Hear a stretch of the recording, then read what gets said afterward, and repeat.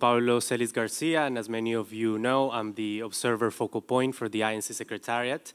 And it's really an honor to be moderating today's conversation with observers, hosted by the Executive Director of the UN Environment Program, Ms. Inger Andersen, Ambassador Luis Vallas Valdivieso, the Chair of the INC, and the Executive Secretary of the INC, Ms. Jyoti Martyr Philip. This is the fourth event of this format, so it has become a little bit of a tradition now before INC sessions to have this conversation. And as we all gather here in Busan for the final session of the INC, this is a special occasion and an important opportunity for you, the observers, to share your views and feedback and ask any questions that you may have directly to the podium. We have scheduled an hour for this meeting, and as always, I'm grateful to the Executive Director, to the Chair, and to the Executive Secretary for making themselves available today, a day before we start INC-5. So I will now hand over to them for a brief opening remarks. Afterwards, I will open the floor to you, the observers, for some comments and questions. So Ms. Andersen, you have the floor. Good afternoon. It's a pleasure to be here today, and many, many thanks for those of you who have made all the long trip here if you're coming from afar. And thank you to all of those who've been in 1, 2, and 3, and 4. I see quite a number of familiar faces amongst you. And I want to thank you because stakeholders have been and must remain absolutely at the center of this entire enterprise. Your expertise and your advocacy, and yes, your activism, your putting questions at things that you did not like or want, has been and continues to be helpful. I also will say that the engagement from scientists, as well as from civil society, business organizations, children and youth, women's groups, indigenous people, etc., and sorry, farmers and so on, I could go on, has been very helpful and deeply enriches all of the UNEP processes. I want to recognize that there's been a very strong engagement by civil society, and I have every faith that that will continue through this week.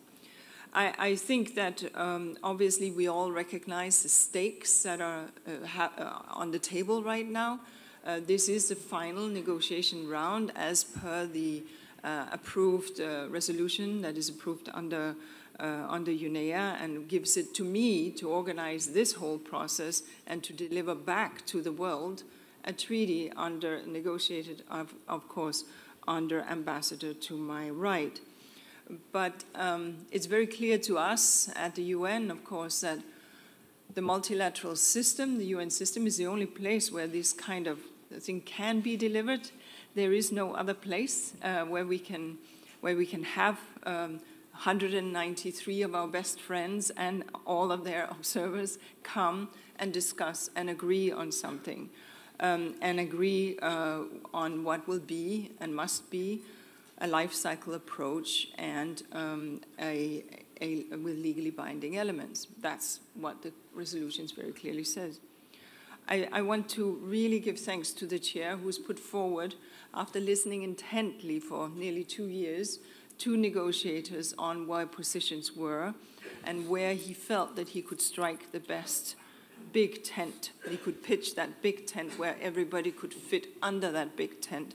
It's not easy. It's easy to stand outside the tent and have lots of opinions. Put yourself for a moment in his shoes.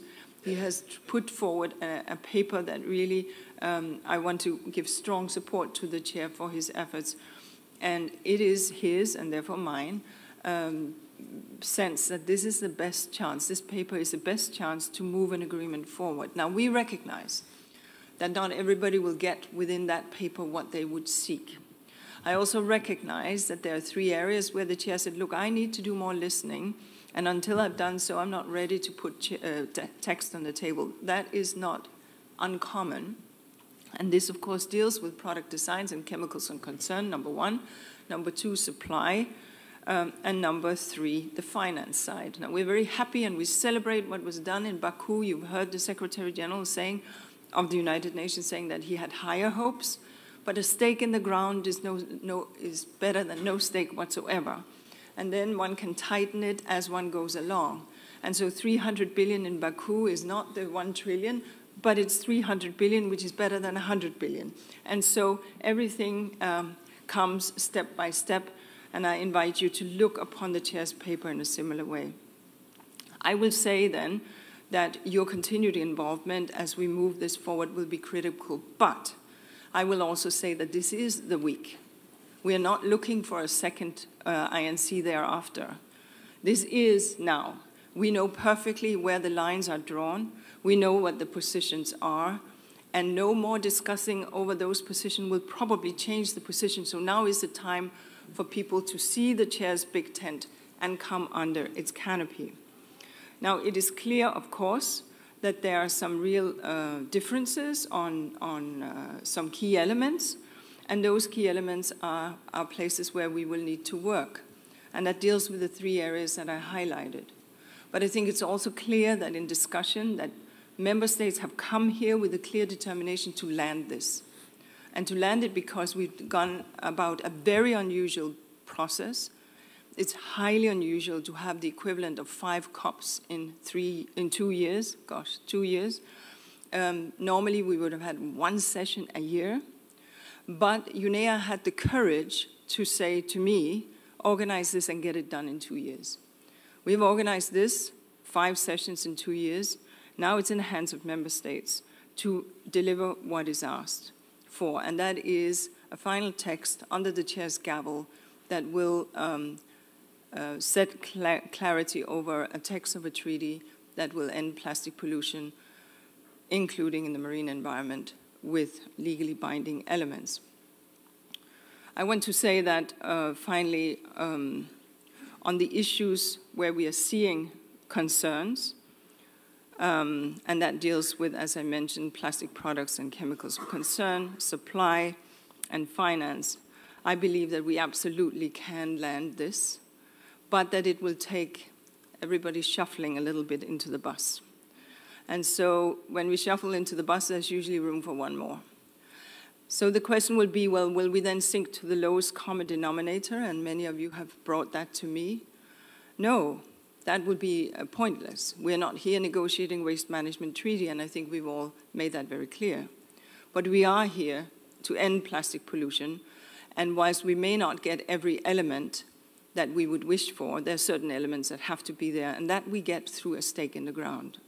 But ladies and gentlemen, what happens once we have the text agreed is that then there's a formal process by which there's a diplomatic conference that will gavel the text, and then we start on the ratification process. Once we have 60 ratifications, it goes into effect. Thereafter, COP1 will be arranged. And then we start the process, and at every COP, discussions will be held on the specifics of how we strengthen. So we start from a strong base, and then we start the work. It is clear that a high-income, very developed country will have a different pathway than a low-income, small island developing state or a low-income or landlocked country in Africa. And so the text has to encompass it all. That's what the chair has sought to do in his text, and I put it to you that we are very, very close, and that we absolutely can, with the remaining days, land this. The momentum for building this deal is tremendous. The public expects this deal to be gavelled. The media expects this deal to be gavelled. In Kenya, and I was telling the chair, I had 5 little kids visiting me. The little one was a pint-sized 4-year-old.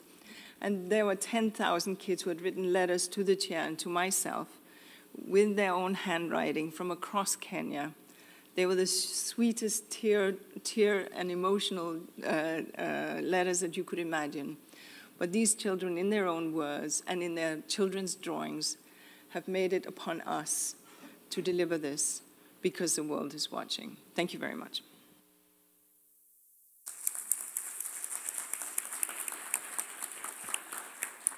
Thank you, Ms. Anderson. And now let me give the floor to Ambassador Vallas Valdivieso for a brief welcome.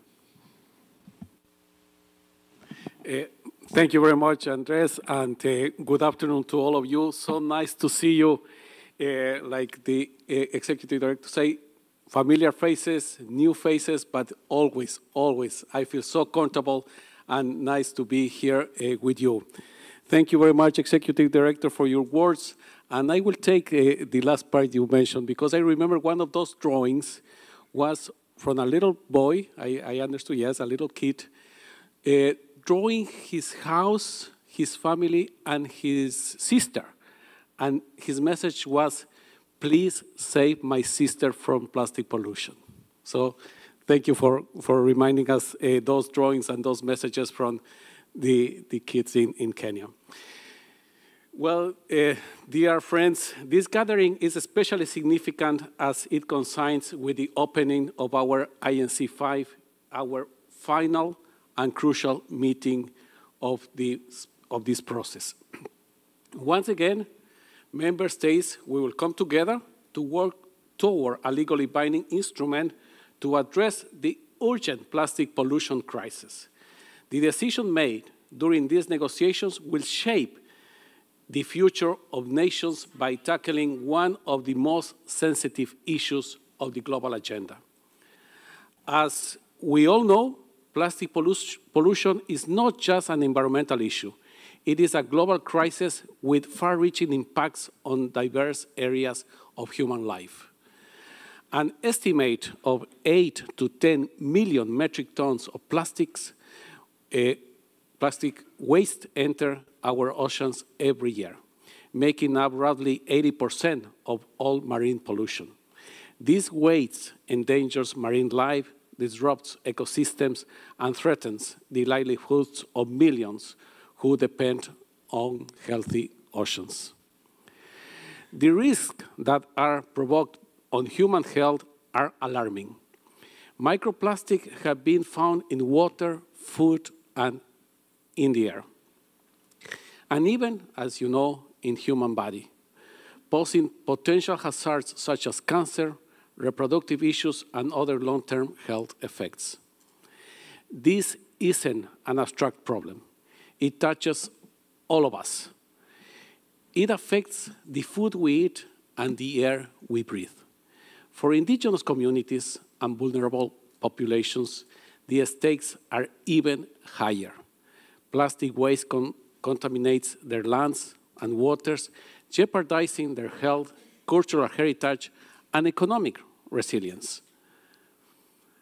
Observers from environmental organizations, international agencies, scientific community, academia, and private sector, civil society, and indigenous people have played a remarkable role. And I thank you so much for that role that you have played and you keep playing. Your expertise, perspectives, and advocacy have enriched the INC's work. As I have emphasized from the outset, I firmly believe that the scientific community and workers in informal sectors, particularly waste pickers and frontline communities, have offered invaluable views from their particular experience, that being different, share preoccupations with plastic pollutions and share those drastic effects of plastic pollutions. Dear friends, I want now to revisit something that I shared during our opening session in Canada and reaffirm the importance of INC members negotiating responsibility and with integrity, guided by the scientific evidence, and the urgency of addressing plastic pollution.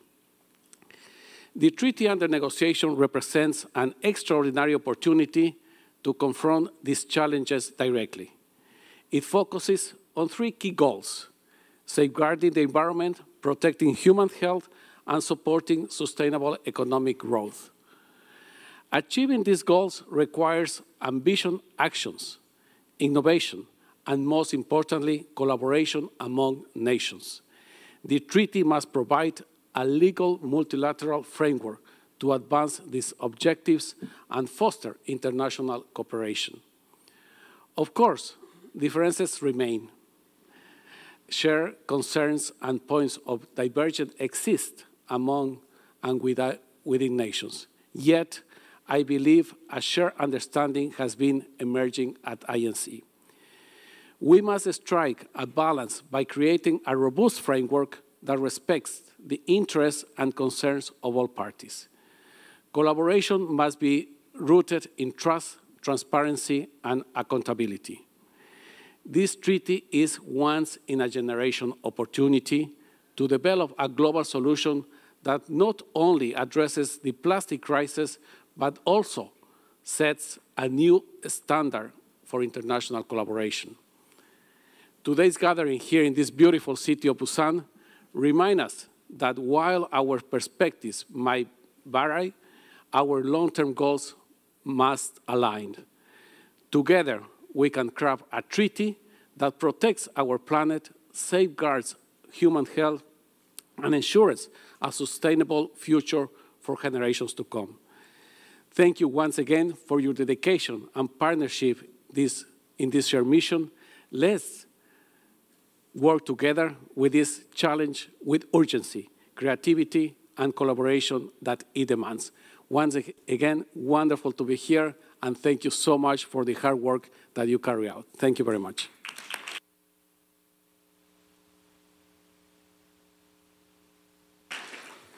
Thank you, Ambassador. And I will give the floor to our Executive Secretary, Ms. Matthew Phillip. Thank you so much. And dear friends, it is once again my privilege to be here with you and with our Executive Director and our INC Chair.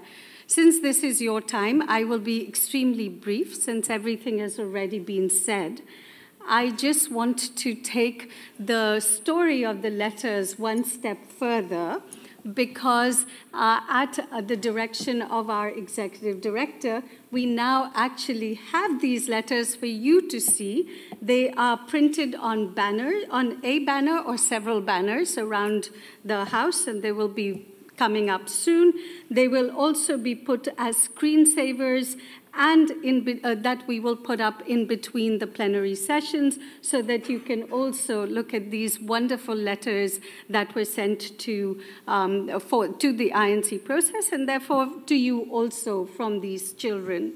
So I will end by saying this is the fifth session. It's a pivotal moment for us here, and I'm very glad all of you are here. And as always, your contribution to the INC process is invaluable to us. And we really do appreciate this opportunity to hear and share your perspectives. Thank you very much.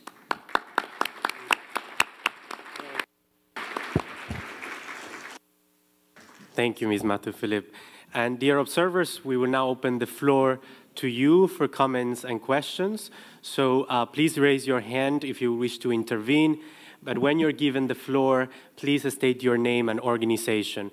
For those who are not close to a microphone table, we ask you to please locate our colleague from the Secretariat, the madam in yellow. She would be walking around with the microphone to go to you when you are called to speak. So please, if we can see a show of hands. Okay, we see the madam in pink sitting. Yes, please. So I'm Michelle Reyes. I'm a registered pharmacist and a medical doctor, specifically a community and family medicine doctor. And I speak on behalf of Healthcare Without Harm, which has a network of global green and healthy hospital with more than 2,000 members in 86 countries, representing more than 71,000 hospitals and health centers. So as we urge the member states and INC chair to facilitate a process to achieve the treaty's objective of ending plastic pollution, to protect human health and the environment from plastic pollution. The plastic crisis is a health crisis, and ensuring a health protective treaty will protect especially the vulnerable groups, such as fetuses, newborns, young children, and women from exposure to harmful chemicals and the impacts of plastic pollution. So pursuing the highest possible standard of human and environmental health should be a fundamental objective of the treaty. To achieve this, there should be no blanket exceptions for healthcare in the treaty. And while the health sector may require special consideration, a blanket exception would stall the movement away from plastics reduction and hinder innovation and adoption of safer and more sustainable alternatives. In addition, the Plastics Treaty should address the entire plastic life cycle, from production to disposal, to mitigate environmental and human health risks. Scientific research has documented a wide range of risks and potential adverse impacts of human health at every stage of the plastic life cycle. The health sector, which represents nearly 10% of the global economy, has already shown... Thank you very much. If you could please be succinct. Yes, please. So, in addition, we highlight there are many case studies from the health sector, and we welcome the WHO INF document regarding the One Health approach and strengthening the health protections under the relevant aspect of the treaty text. So, in this, we want to support the existing momentum of healthcare leadership in which 18 million healthcare professionals have signed to do no harm. Thank you for your attention. Good evening, everyone. My name is Shailesh, and I represent the Indian Plastic Institute. So my question or suggestion to the chair is, the executive director mentioned that very diverse opinions, right from landlocked countries in Africa to countries which have high income, high development are considered. So in case of most of the developing economies, the micro and small businesses play a very important role in the entire supply chain. They play important role in collection, recycling, as well as new innovations in the form of product development. So the treaty should also consider their challenges. Specifically, the burden of compliance on them should not be such that they divert their attention from the innovations or new product development. Thank you for the floor. So, the meaningful stakeholder engagement, particularly women's involvement, is paramount in crafting and implementing... Name, please, and organization. Yeah, my name is Dalia Marquez. I am with the Women's Working Group on Ending Plastic Pollution and the NGO Juventud Unida en Acción. So I'm going to do a comment and then the question. Meaningful stakeholder engagement is really important, especially women involvement. We already know, and science prove, that women are disproportionately affected by plastic pollution. Therefore, we need to ensure our participation. My question is, as women and girls are disproportionately affected by the plastic, what is your idea, or what do you think, about to set up a gender action plan for the plastic treaty that we hope to have after this INC process? Thank you. Hello, everyone, and on the dais, thanks for this opportunity as an observer. So I represent Food and Environment Foundation. My name is Kunal, and on the behalf of all recyclers and the industry, those who are involved in day-to-day activities on ground, practically doing recycling, and my question and suggestion is the sector should be known as a separate sector, not included into manufacturing of plastics, but other injection molding items or other players are doing. So recognition as recyclers gives a huge opportunity in financing also, and also to sell our products in premium. That is what the demand is today. And because in India and other countries, there is no premium as in Europe. So this is where the hand holding should be from the chair. Yeah, thank you. Thank you. I see hands in the back, just so we can also give the floor to the ones in the back. My name is Francis Apki from the International Trade Union Confederation, ITUC, to represent the labor constituency. We appreciate the new scenario note and consolidated non-paper. Chair, we already share our concern in the letter to you, but taking this opportunity, I would like to reiterate our demand to reintroduce the just transition defined by the ILO, especially in its guideline, and occupational health and safety as a fundamental principles and rights at work, since with these provisions, the references and related action under this plastic action enable the UN Plastic Treaty to become an effective instrument for achieving your ambition to save people and the planet. We also would appreciate it if you would carve your time in your busy schedule during the INC-5 to meet the labor constituency with the ILO. I wish you a successful negotiation under your leadership. Thank you. Thank you for everyone's work. Sarah Dunlop, Minderoo Foundation. Plastic has given us huge benefits, but it's also doing a great deal of damage. We have too much, it's not safe, and it's not cheap because all of the costs are externalized with our human and planetary health paying the price. And we at the Foundation urge negotiators to mandate decreases in production, to mandate safe chemical regulation, and to mandate a level financial playing field. Thank you. Thank you very much. My name is David Azulay from the Center for International Environmental Law. And I had a question for Madam the Executive Director of UNEP. There has been allegation that you have met with countries' delegation to discuss possible landing zone, and that in the context of those meetings, you've advocated with them to either drop demands in relation to plastic production reduction or push back on their target. Can I please ask you to confirm or deny whether those meetings took place and maybe clarify your approach if they did? Thank you very much. Thank you. These are great questions. Let me start at the top from health without harm.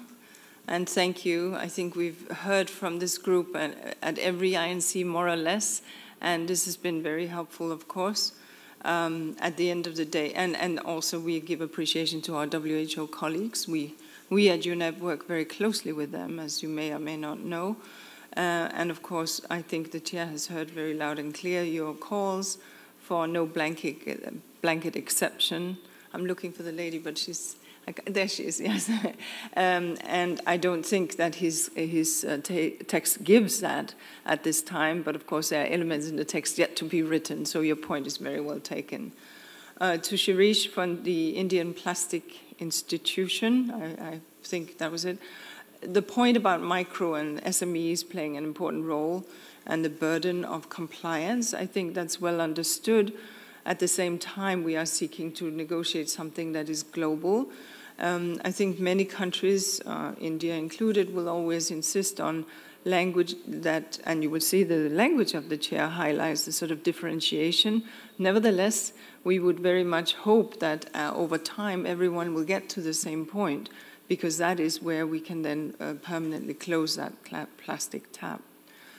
To Ms. Tali Marquez, if I got the name right, setting up a gender and youth platform, I think that was sort of the idea. Other treaties that are under UNEP, as you may well know, indeed have that, also others that are not under UNEP. That would be for a subsequent COP and not at this time, but the point is well made, and Port Memoir will file it away for COP1, may it come soon. So thank you. And I know that you will be there making that point throughout the process, so thank you.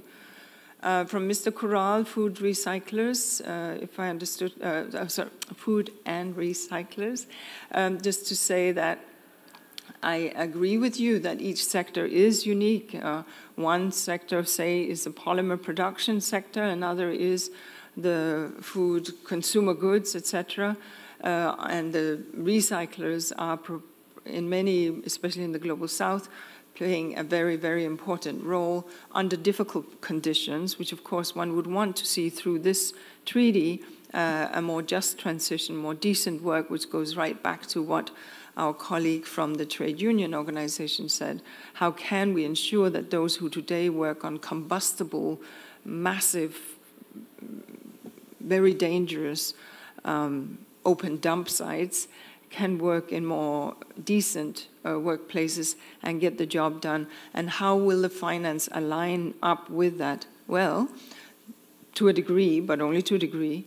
The moment that we have a regulation through this treaty, of course, whereby the used plastic, one, is reduced, and that goes to the last question from David Eduardo, reduction, yes, but there will still be probably plastic in the supply, waste supply. The moment that has value, obviously there will be much greater investments, and one would wish to see private sector as well as public sector investments for recovery and making available small loans to smaller or larger businesses. We were pleased on the sidelines of the COP29 to launch, together with United Nations Capital Development Fund and the International Finance Corporation, part of the World Bank Group, a new platform that will make available funding to SMEs exactly for this. To course, I've sort of responded to the international trade union point, which is well made, and of course, the treaty will only do so much, and at the end of the day, it will come down to national legislation and national regulations, because as you well know, the UN does not impose upon, but set global standards, which will then have to have reflection in the national setting in each country. But yes, very much hear you on this. I think whether the language that you reflect that you would like to see, that would be for the chair to see how we can do that.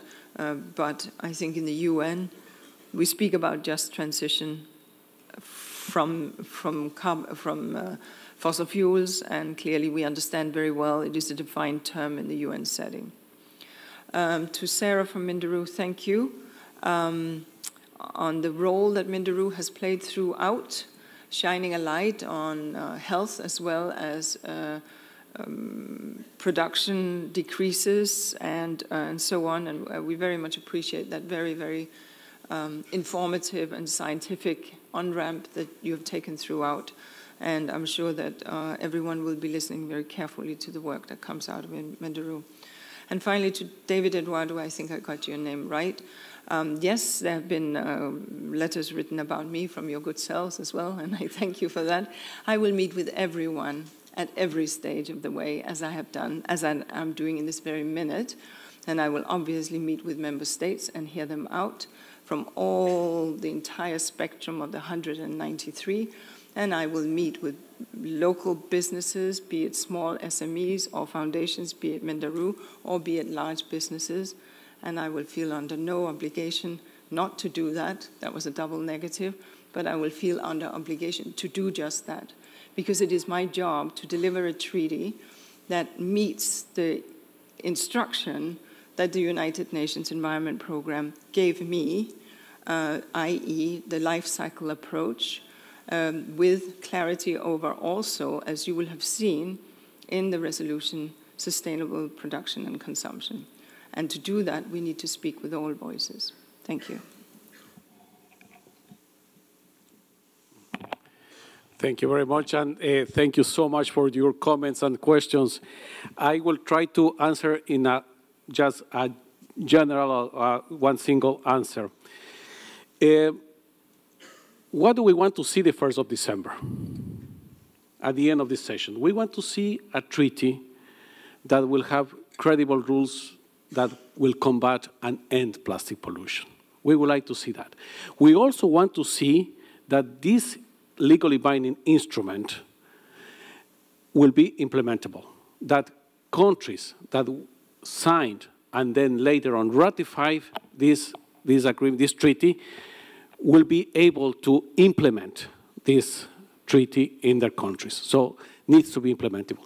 And what also I think it is important to have in this treaty is to keep it alive, that it will be a living document. Also to address the issues that you have mentioned and that we all have heard now in the room, and also we have heard from before. You were the ones that start talking about these issues. You were the ones that start telling the member states, the countries, how dangerous, how the crisis is affecting us on plastic pollution in the environment and in human health. And since we start negotiating, and since we adopt 514, the resolution, scientific evidence, scientific contribution has been enormous. Of course, given the news that we don't want to hear, but what is reality, how it's affecting, for instance, to human health, how it's affecting also in the environment. And we need you. We need you in this process. We need you in these stages of the implementation, and before we are going to implement in the interim period between the diplomatic conference and the first COP, also with your contributions, giving us, yes, the data and the information that is important to have for the negotiations and later on for the implementation, but also with your contributions for solutions. All the issues, all the elements that you have mentioned here are ready to be discussed this week, this crucial week of our negotiations. Members have been provided by, and you have seen it too, the scenario note and the supplementary note to the scenario note that I have presented as my proposal of organization of work. We don't have too much time. I have mentioned to the member states, and I mentioned to you here, we have only 63 hours in these 7 days of work. And we have to use in an efficient and effective way those 63 hours, every second of those hours for advancing, for progressing to see that document, that international legally binding instrument that we want to see the 1st of December out of this meeting. Also, beside the scenario note, I have provided also with a non-paper that you all have seen also to serve as and to facilitate the negotiations, to serve as a starting point in these negotiations, also to cover the elements and issues you have mentioned here this afternoon. We can see on one side we have, of course, our mandate from UNEP 5.2, the resolution 514, that is quite clear. Whole life cycle issues that and elements that you have mentioned here has to be addressed, must be addressed too. And also what we see is that, yes, this is a negotiation. And you have mentioned here this afternoon, different positions, different or diverse positions, diverse opinions. It is a negotiation. We are negotiating, and that's what I have also asked the member states. For 4 INCs, we have heard each other. We have heard our positions. We have heard our suggestions. We have heard our opinions and views. Now it's time to negotiate. Now it's time to find balance, to find also flexibility in those positions, to find landing zones, and to get to the instrument that we would like to see at the end of this session. I thank you very much, and I thank you so much for your hard work, your permanent work, to remind us, to remind the member states, to remind all of us how important this is and to combat this crisis. Thank you very much.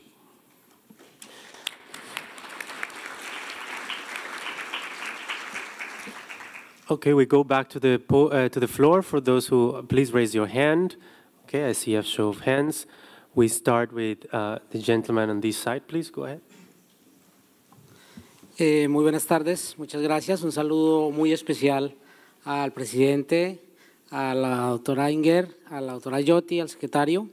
En nombre de la Alianza Internacional de Recicladores, Silvio Ruiz Grisales, reciclador de Colombia, queremos decirle que mientras en Kenia, cuando se abrían el ciclo de negociaciones, al presidente se le entregó un martillo elaborado con material reciclado para hacer justicia. Los recicladores de la Alianza Internacional de Recicladores quieren entregarle a cada uno de ustedes este soporte portátil para computadores que está elaborado con sillas plásticas del sistema de transporte público de Bogotá, Colombia, elaborado por los recicladores como un símbolo para decir que mientras hemos estado en las negociaciones se ha seguido produciendo plástico, se ha seguido generando plástico, pero los recicladores también hemos sido parte de la solución y de las soluciones apropiadas, y esperamos de este tratado un tratado vinculante, jurídicamente exigible, que tenga en cuenta a los trabajadores en primera línea y que nos permita una transición justa para, entre todos, tener un planeta diferente para nosotros y nuestras futuras generaciones. Muchas gracias. Thank you for allowing us to take the floor, and thank you, Chair, for getting us to this point in the negotiations. I'm speaking on behalf of the Scientist Coalition for an Effective Plastics Treaty, and my name is Bethany Carney Amroth. Science is telling us that we need to be ambitious and recognize this unique opportunity to protect the health of the planet and human rights of all peoples. Robust scientific evidence documents the harm occurring throughout the plastics life cycle, and we have identified 3 key elements based in science for delegates to consider for inclusion in the instrument. One is obligations starting at the beginning of the plastics life cycle at the top of the waste hierarchy, including plastics production reduction. The second is the fact that chemicals of concern are not adequately addressed in existing MEAs and should be addressed throughout the plastics life cycle. To be effective, the treaty should apply hazard-based assessments and use grouping approaches. And third, An expert group should be guided by principles of transparency, inclusivity, and strict policies to mitigate conflicts of interest that will support the treaty in being adaptive and to emerging science, knowledge, systems, and technologies. There are more than 70 of us on the ground here in Busan from different countries around the world, all global UN regions, from diverse areas of expertise, and we're ready to support delegates in finding the most up-to-date science, and we'll support you in any questions that you have. Thank you very much.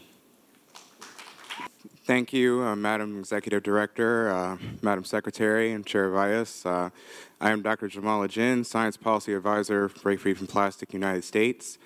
I want to express appreciation for the work done by the Chair to prepare the non-paper and make some effort to provide a basis for negotiations that we can all proceed upon. I think many will agree with me in this room that we do not currently see the non-paper as being completely fulfilling the mandate of Resolution 514, and that there are significant revisions that need to be made to it in order for us to ultimately fulfill the mandate, but we hope to work together on that. And one specific revision I want to ask about is non-parties, and how non-parties to this instrument will, kind of ultimately be penalized, for lack of a better word, for not joining global efforts to regulate plastic pollution. The article on trade, as it is in the non-paper, is currently non-binding. So I really want to ask whether there will be specifically a ban on exports of plastics across the life cycle for those who do not ultimately join the instrument and join global efforts to regulate plastic pollution, and will there be more binding measures on trade in general? Thank you. Yvette Arellano with Fenceland Watch and member of IPEN. Beyond Busan, there may be additional work. Can you confirm you will not close the process to NGOs as you have done at Bangkok and the heads of delegation meetings? Thanks a lot. Thank you, Mr. Chair. My name is Julie Peters and I represent European Bioplastics. Thanks for this opportunity. You spoke earlier about solutions, and we think at European Bioplastics that to address plastic pollution at its roots, that we can catalyze the transition to certified bio-based, biodegradable and or compostable plastics as complementary tools to help end plastic pollution. We think this could be one of the solutions you were talking about. My question was, this of course touches on product design, and my question would be, when it comes to alternatives and substitutes, do we understand correctly that this would rather be dealt with in guidelines and annexes at a later stage? Thank you. Thank you, Chair. And my question is, we work across... Please my name is an organization. Yeah, my name is AK. I work for ASM. Since we work across developed and emerging economies, my question is, can we expect at the end of the process as a common minimum guidelines, both in terms of plastic waste reduction as well as the responsible consumption and disposal? Is that something we can expect out of the process? Chair, my name is Alejandra Warren. I am the Executive Director and co-founder of Plastic Free Future. We were disappointed to see that there's no specific article addressing human rights in the non-paper. And considering from extraction to disposal, plastics disproportionately affect frontline communities, not only in the global south, but also all around the world, indigenous communities and women and children. My question to you is, could you please clarify whether human rights is within the scope of the treaty, and specifically the right to clean, healthy, and sustainable environment per the United Nations High Commissioner for Human Rights mandates? Thank you.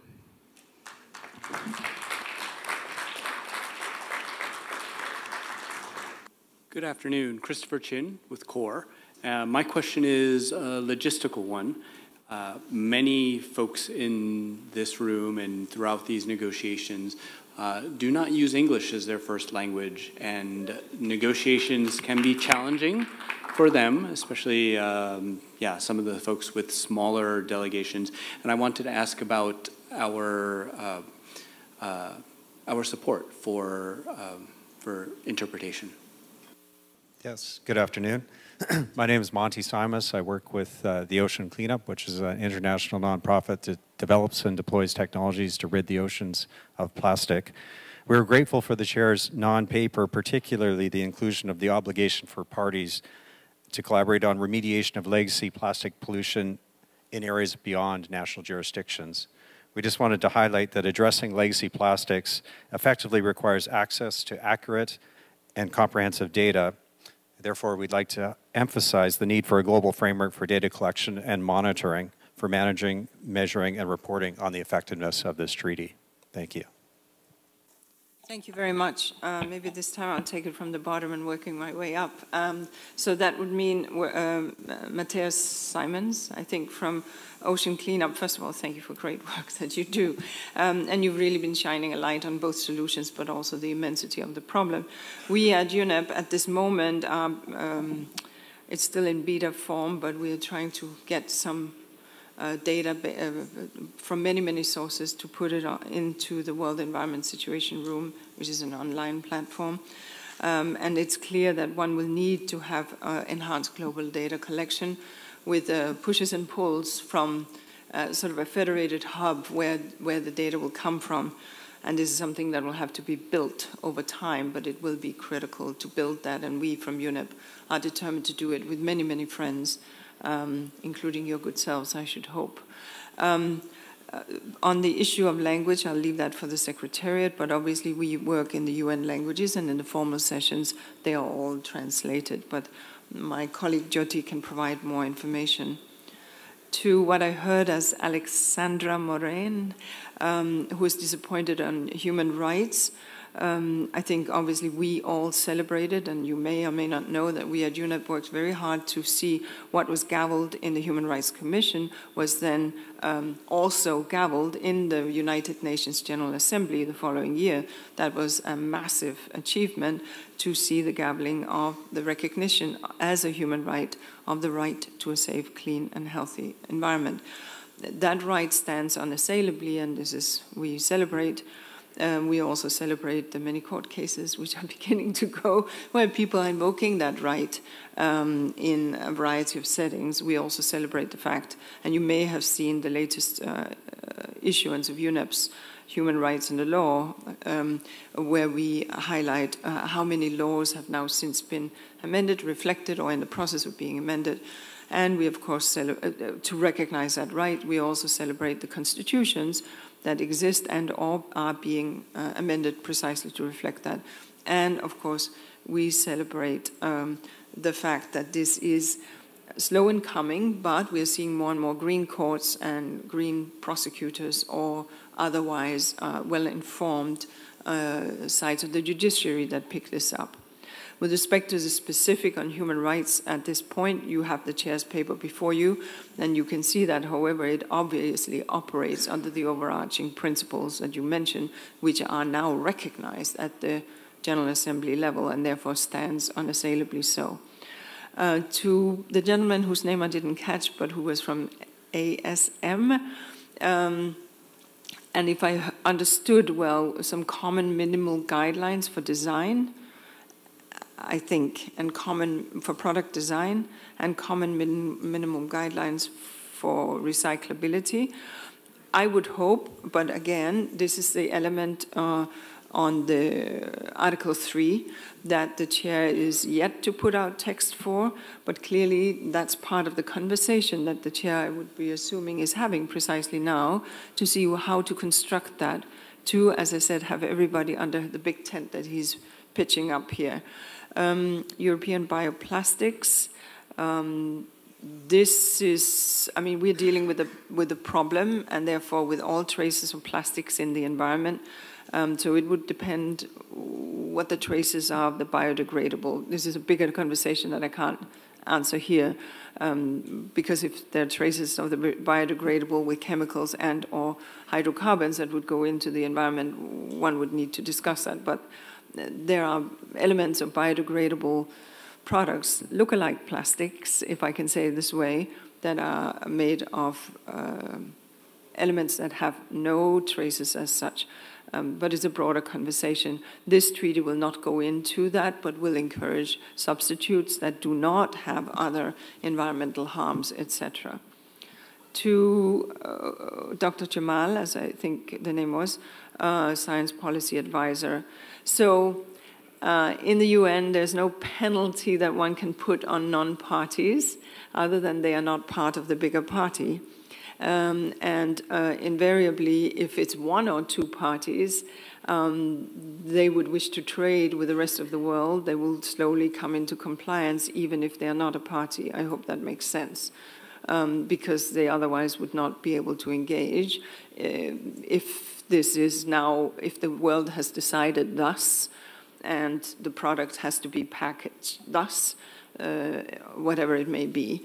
Of course, if there is a huge part of many non-parties, then the very relevance of that particular convention or treaty or agreement becomes more difficult. And so that's why the chair is constructing the big tent without seeking to drop to a lower common denominator that would then no longer have the impact that this treaty will have to have. It's a very fine line that he is seeking to work, and not easy.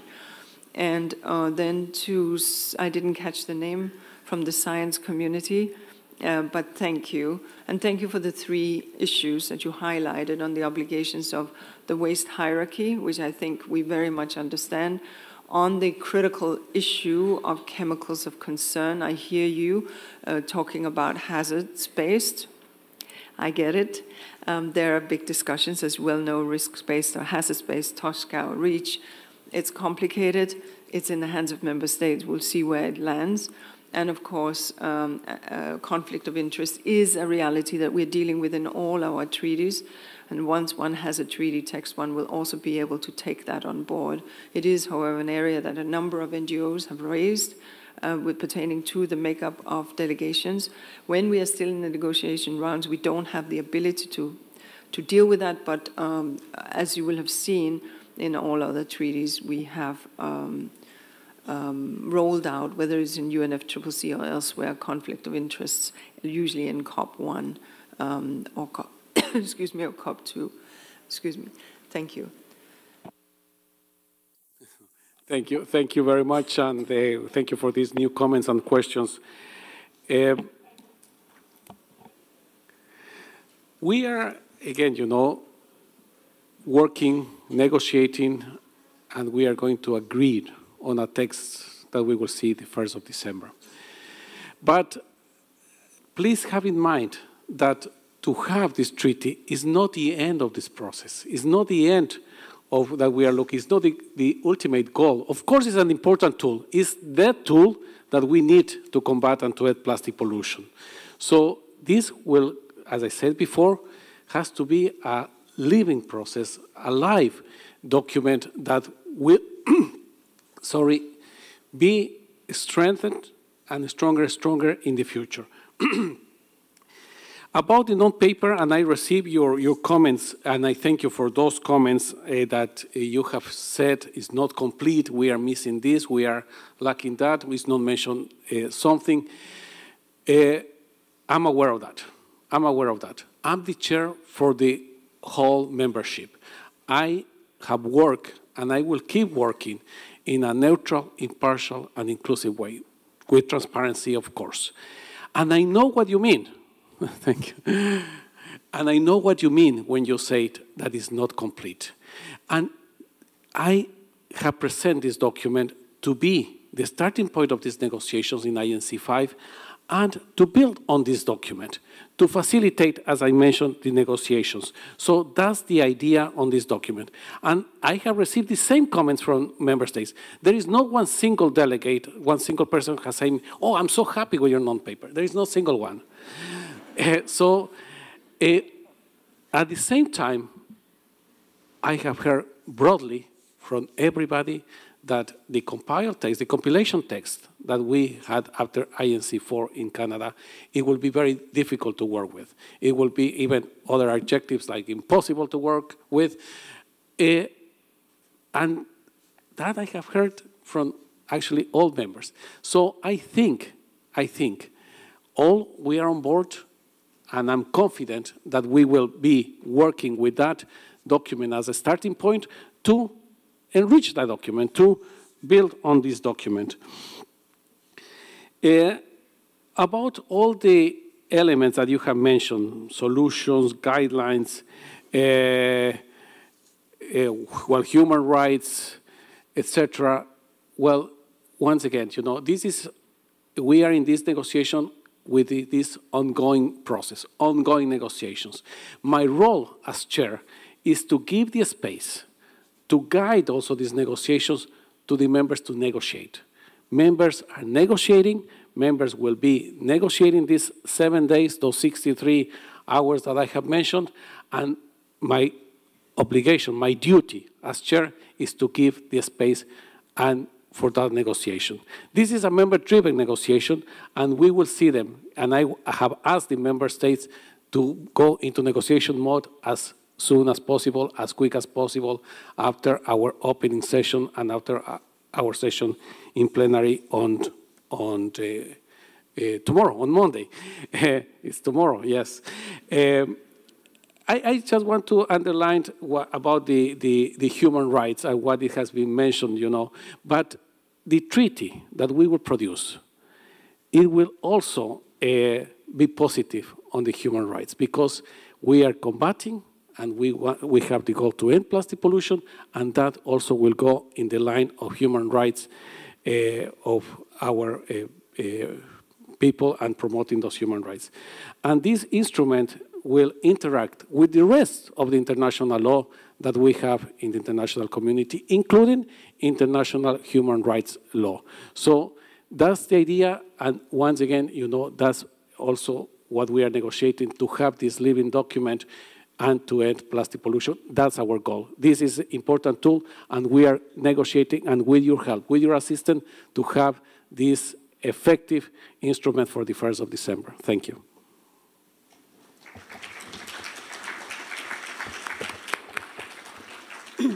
So now a very practical comment on interpretation. As Ms. Anderson said, we follow the UN practices.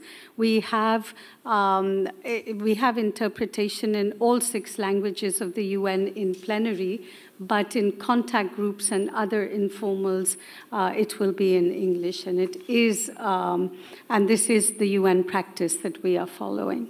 Thank you. Thank you very much to our panelists, and unfortunately for the sake of time, we have come to the end of this meeting. I would like to thank you once again for being here today. We see that the room is at capacity, that there is a large engagement of observers in this process, and as always, the Secretariat is available throughout the week to answer any questions that you may have. So please come to me or anyone in the Secretariat if you have any questions for the rest of the session. So thank you very much, and I wish you a very good evening.